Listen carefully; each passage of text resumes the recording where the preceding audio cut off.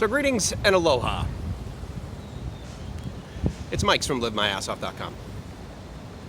Why am I here? And why am I right here? Because today is March 21st, which means it is 4 months since I got here. And approximately 4 months ago, plus or minus a few days, because I don't remember exactly when I did it, I came to this park. It was even before I picked Gracie up at the airport, back in November. And I did a little video about, how I liked Thailand so far and how it was going and everything. And I'm a face toucher, and I have hand sanitizer with me. I just bought a Diet Coke off of a guy down there who's got a little store basically, about the size of that frame, but he sells snacks and that sort of thing. I'm in, can't remember exactly what it's called, but it's basically the park right next to, and that was a park officer actually that just drove by me, basically a park cop. And it's right next to the Phrom Phong BTS stop.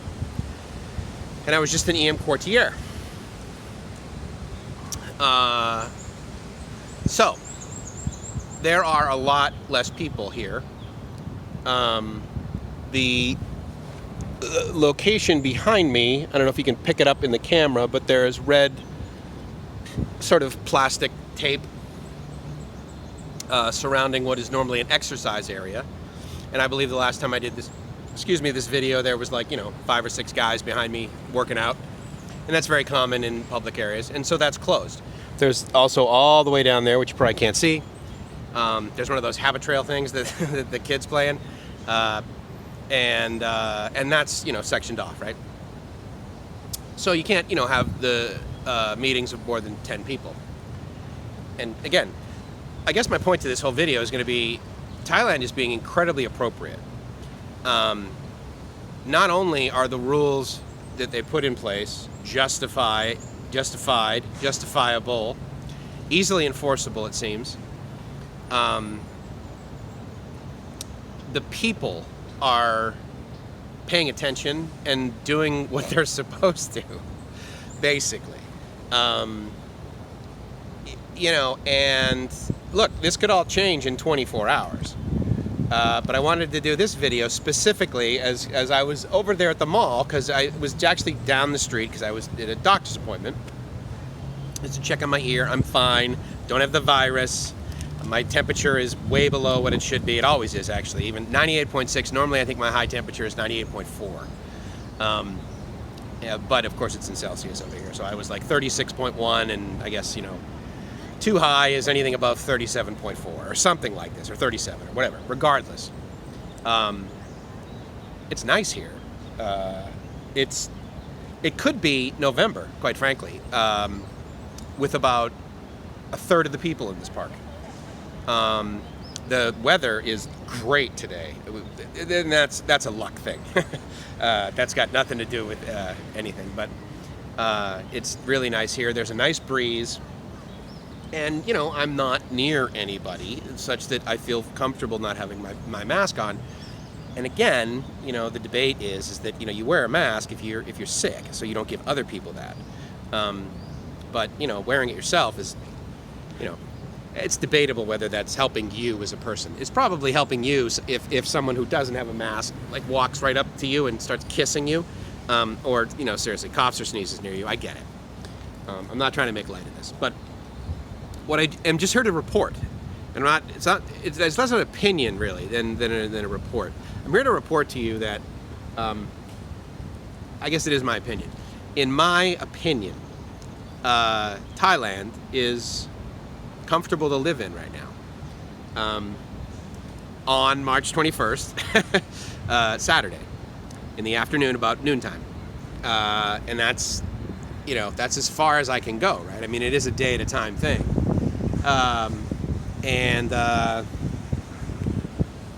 It's nice to be able to get outside. I was doing it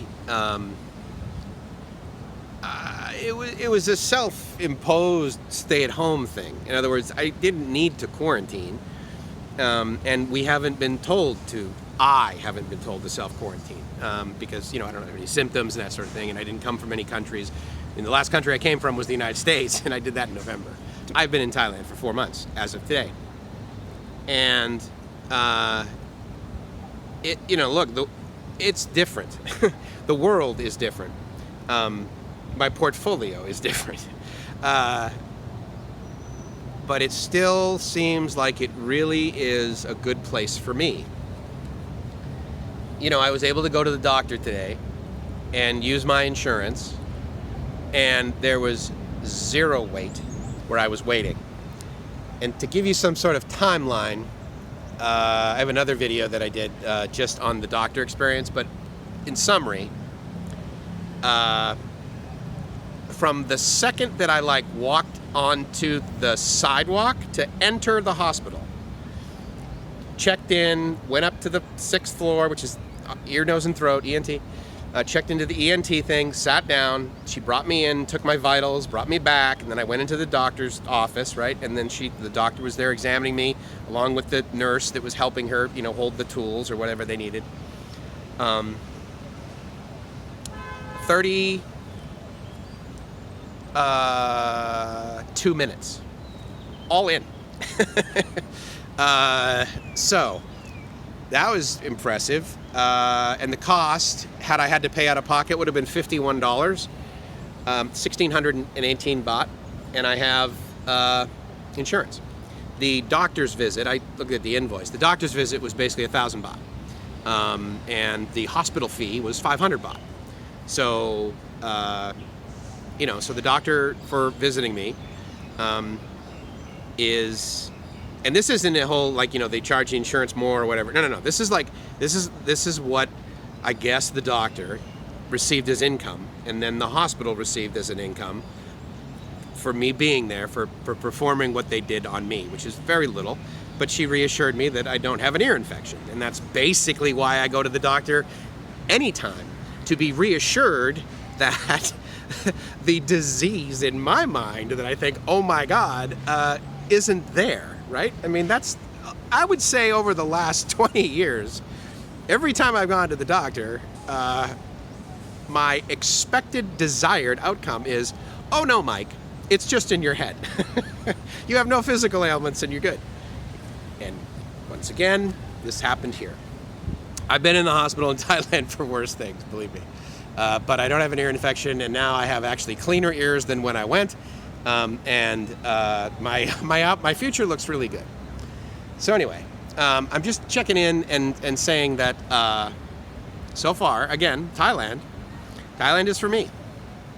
And so this is why Thailand, because relative to the live stream I did and the email that I got from the State Department, you could say, well, shoot, Mike, you better get your grab as much as you can and get your body back to the United States for fear of not going there for an indefinite period of time. And right now, I am more than okay with that option. It's really sort of comfortable. And, did you see that family? Not one of them is wearing a mask. And I don't know whether that's good or bad. One of the reasons I am actually wearing a mask is because I'm a foreigner. And there is some chatter about the Farang not wearing masks and polluting the Thais. And I want to make sure that I don't give any opportunity to fall into that category. The social norm is to wear a mask. And so when I'm on public transportation or when I'm anywhere near people, I put it on. Because I am more comfortable doing something that I potentially don't need to do when I know that there will be no second thought. Okay? When I first started coming to Thailand, and it's changed significantly in the last 5 years, but when I first started coming here, I would occasionally get looks that lasted longer than just sort of a, oh yeah, look at that guy over there, look at that tree over there, look at that bicycle over there, oh yeah, look at that squirrel. It was like, whoa, a foreigner. Now again, I wasn't, you don't get this in the super populated areas, but when I would go sort of on the outskirts, and farang would be a novelty. I used to get the, wow, look, kind of thing. And then you go up and talk to him and you feel like a movie star, right? So that no longer really happens in Thailand. I'm treated fine in Thailand. I've never had an experience of being disrespected. And once again, I'll tell you right now, my expectation this afternoon was I'm going to go into this hospital and, I'm basically leaving the house around 9:30. And my expectation is that I'll probably have to wait an hour, maybe 2 hours, and I'll get seen by a doctor and I'll have excellent care. But the wait will be ridiculous, and so I'll bring my phone and I charged it up and I'll watch YouTube. And that was it. I had a white glove 6-star experience at this hotel for $51 out of pocket.